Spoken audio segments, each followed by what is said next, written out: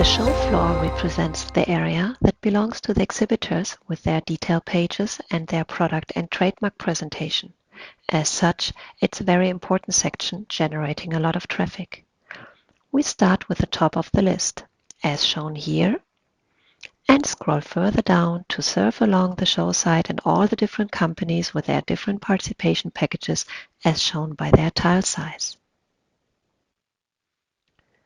Moving up again to the top of the list, we see that we have a chance here to switch into products and trademarks, where we have a nice overview of all the different products and trademarks that have been entered by the exhibitors.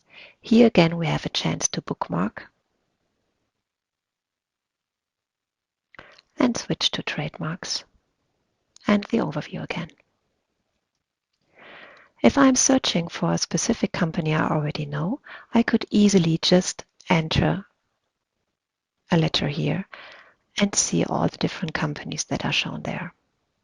Or I could use the global search, entering just the letter, and see what different suggestions are made according to my search and see all the different relevant sections and entries, like here.